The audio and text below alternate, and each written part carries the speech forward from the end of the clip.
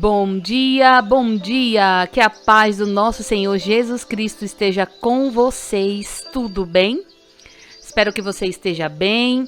Estamos começando o nosso dia com a nossa leitura diária, o nosso desafio diário do livro de Gênesis. Inspirando mulheres como restaurar o casamento através de desafios espirituais. Não é fácil você ler a palavra e tentar identificar na palavra aquilo que é a tua restauração.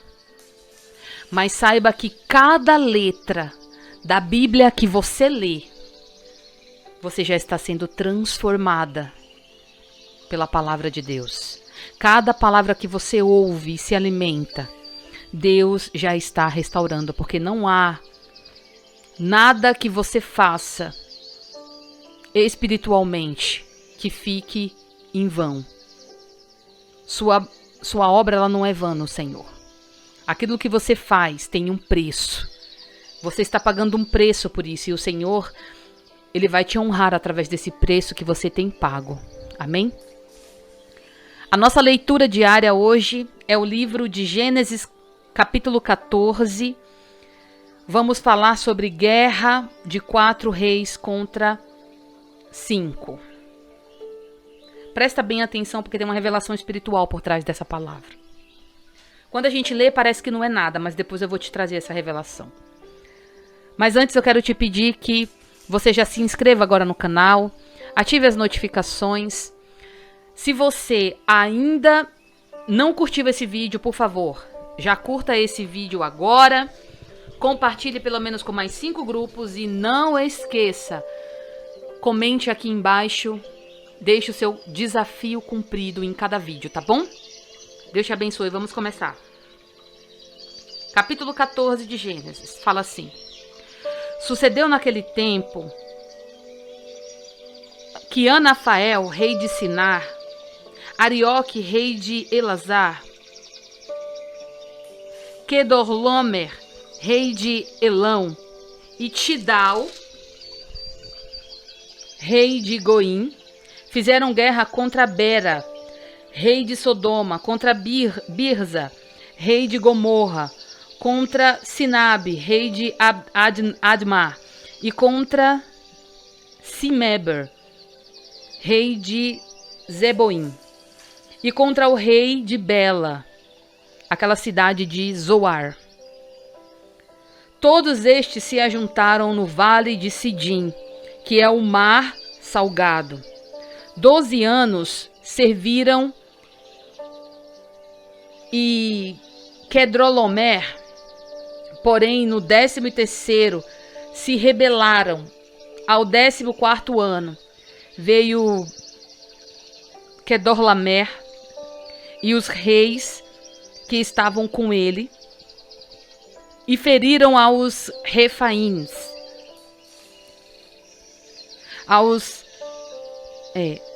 Refraíns,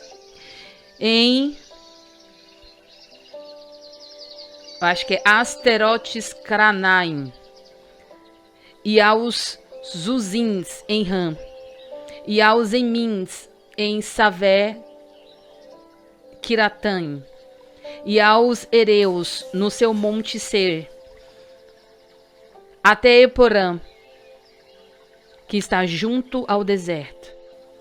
De volta passaram em Mispate, que é Cade, e feriram toda a terra dos amalequitas e os amorreus, que habitavam em Azaron-Tomar.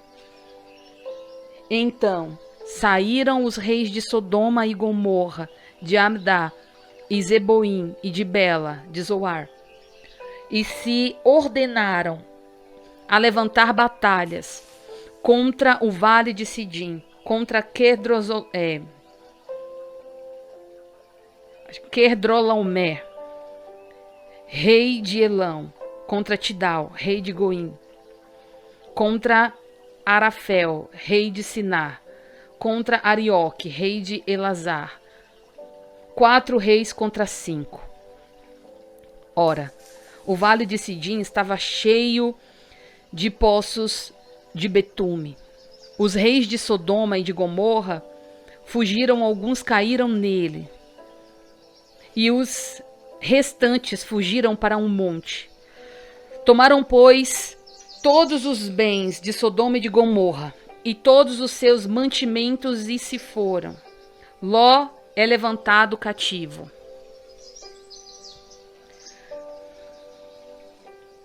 Apossaram-se também de Ló, filho do irmão de Abraão, que morava em Sodoma, e os seus bens, e partiram. Porém veio um que escapara e contou a Abraão, o hebreu. Este habitava junto dos cavalhais de Maneré, e o amarrou o irmão de Ecol e de Aner, e quais eram aliados de Abraão. Ouviu Abraão que o seu sobrinho estava preso. Fez sair 308 homens dos mais capazes, nascido em sua casa, e os perseguiram até Dan, e repartiram contra eles de noite, repartidos contra ele de noite, e os seus homens feriu-os, e os perseguiu até Robá, que ficava à esquerda de Damasco. Trouxe de novo todos os bens, e também a Ló, seu sobrinho, os bens dele, e ainda as mulheres e o povo. Após voltar Abraão de ferir a Querdoloamé e aos reis que estavam com ele, saiu-lhes ao encontro do rei de Sodoma, no vale de Savé, que é o vale do rei.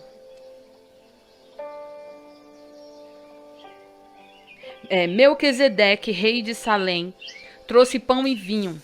Era sacerdote de Deus Altíssimo. Abençoou Abraão e disse: Bendito seja Abraão pelo Deus do Altíssimo, que possui os céus e a terra. E bendito seja Deus Altíssimo, que entregou os teus adversários nas tuas mãos. E de tudo lhes deu Abraão o dízimo.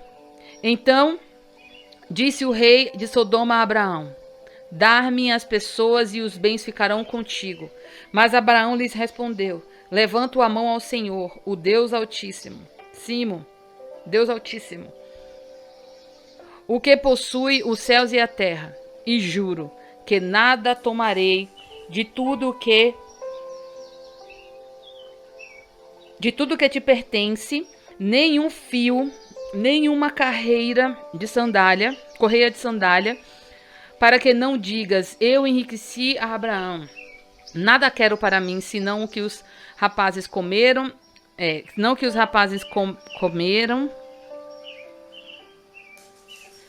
e a parte do que toca aos homens Aner, Escol e Manaré, que foram comigo, estes que tomem o seu quinhão. A palavra parece meio estranha quando a gente vê essa questão da rixa, né, que eles levantaram entre os reis, né? Na verdade, desigual, em posição desigual, porque era 4 contra 5, não é isso? Mas Abraão, ele foi movido pelo seu amor ao Senhor. Ele foi movido por esse amor para consagrar o dízimo. Não havia lei naquela época, não havia mandamento. Ninguém ensinou a Abraão. Quem ensinou a Abraão foi o próprio Espírito Santo. O nosso amor ao Senhor, ele deve nos mover a fidelidades e aliança com Ele. Abraão, ele poderia até ter se apropriado do que pertencia ao rei de Sodoma. Porém, Abraão, ele entendia que a sua riqueza, ela vinha do Senhor. Ela não vinha de homens. Ele não queria ter parte nenhum com tipos de aliança, com a carnalidade. Ele tinha uma promessa sobre si, que ele iria cumprir, não por concessão humanas, mas pela manifestação da glória de Deus. E sabe uma coisa que é muito curiosa e me chama muita atenção nesse capítulo? Melquisedeque, ele não tem genealogia, mas ele tem um título de rei. Ele tem um título de rei em si mesmo, tipificando o próprio Cristo. O próprio Cristo que viveria. Deus passa a desenvolver na Bíblia os tipos de proféticos que apontarão para Jesus. Ele faz isso cada vez com mais intensidade. Começou com a primeira profecia no Éden, depois viraram episódios como os livramentos de Isaac, e a Páscoa, e as leis sobre os sacrifícios, derramamento de sangue para remissão de pecados, tabernáculos, personagens que em algumas das suas características apontam para a obra de pessoas, da pessoa de Jesus Cristo. Moisés, o legislador, Samuel, o profeta, Davi, o rei. E as mensagens se tornará mais evidente através dos profetas que profetizarão claramente sobre a vinda do Salvador.